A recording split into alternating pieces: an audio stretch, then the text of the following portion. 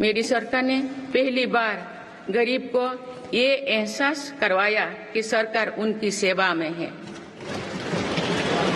Corona के कठिन समय में सरकार ने 80 करोड़ लोगों को मुफ्त राशन देने के लिए पीएम गरीब कल्याण अन्न योजना शुरू की। इस योजना का लाभ उन परिवारों को भी मिल रहा है जो गरीबी से बाहर निकले हैं, ताकि उनके कदम वापस पीछे ना जाए। स्वच्छ भारत अभियान में भी गरीब के जीवन की गरिमा से लेकर उसके स्वास्थ्य तक का राष्ट्रीय महत्व का विषय बनाया है। पहली बार देश में करोड़ों गरीबों के लिए शौचालय बनाया गया है। ये प्रयास हमें आश्वस्त करते हैं कि देश आज महात्मा गांधी के आदर्शों का सच्चे अर्थों में अनुसरण कर रहा है। मेरी सरकार 55 करोड़ लाभार्थियों को आयुष्मान भारत योजना के तहत मुफ्त स्वास्थ्य सेवाएं भी उपलब्ध करवाएगी। देश में 25,000 जन औषधि केंद्रों को खोलने का काम भी तेजी से चल रहा है। आप इस क्षेत्र में सरकार एक और निर्णय लेने जा रही है। आप आयुष्मान भारत योजना के तहत मुफ्त इलाज का लाभ 70 वर्षों से अधिक उम्र के सभी बुजुर्गों को भी मिलेगा। माननीय सदस्यगण, अक्सर विरोधपूर्वक मानसिकता और संकीर्ण स्वार्थ के कारण लोकतंत्र की मूल भावना का बहुत अहित हुआ है। इसका प्रभाव संसदीय प्रणाली पर भी पड़ता है और देश की विकास यात्रा पर भी पड़ता है। देश में कई दशकों तक अस्थिर सरकार के दौर में कई सरकारें चाहते हुए भी ना रिफॉर्म कर पाए और न ही आवश्यक निर्णय ले पाए। भारत की जनता ने निर्णायक बनकर इस स्थिति को बदला है। बीते 10 वर्षों में ऐसे अनेक रिफॉर्म्स हुई है जिनका बहुत लाभ देश को आज मिल रहा है।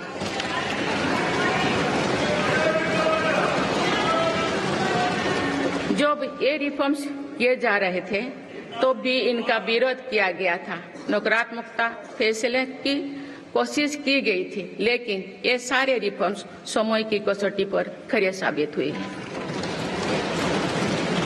2 साल पहले भारत के बैंकिंग सेक्टर को डूबने से बचाने के लिए सरकार ने बैंकिंग रिफॉर्म्स किए, आईबीसी जैसी कानून बनाए।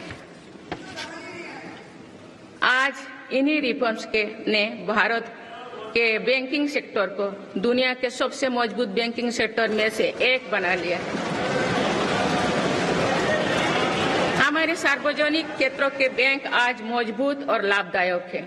सार्वजनिक क्षेत्रों के बैंकों के लाभ 2023-24 में 1.4 लाख करोड़ रुपए को पार कर गया, जो पिछले वर्षों की तुलना में 35% अधिक है।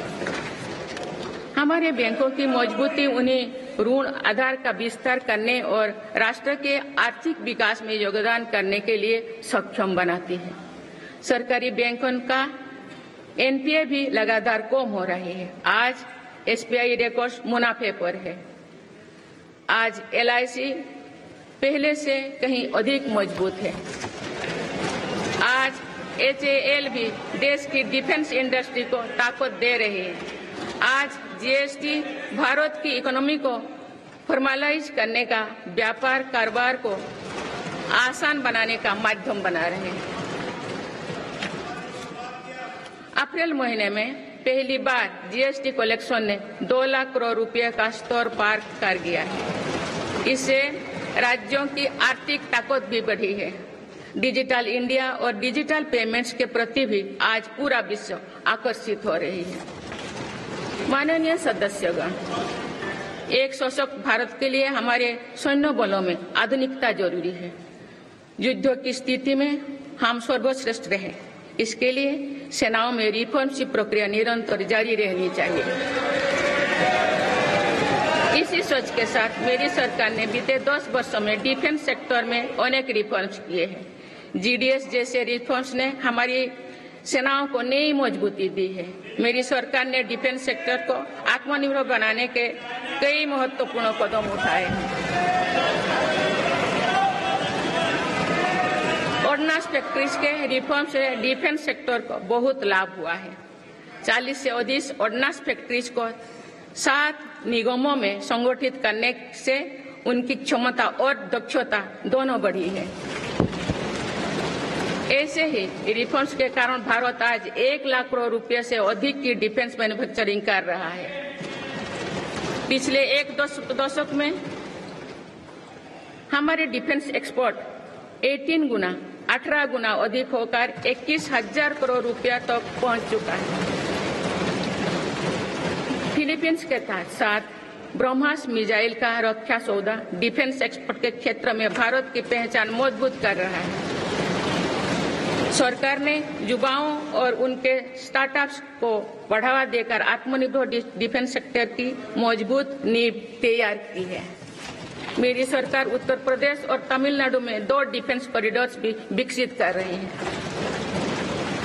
हम सभी के लिए एक खुशी की बात है कि पिछले वर्ष हमारी सैन्य जरूरतों की लगभग 70% खरीद भारतीय उद्योगों से ही की गई है।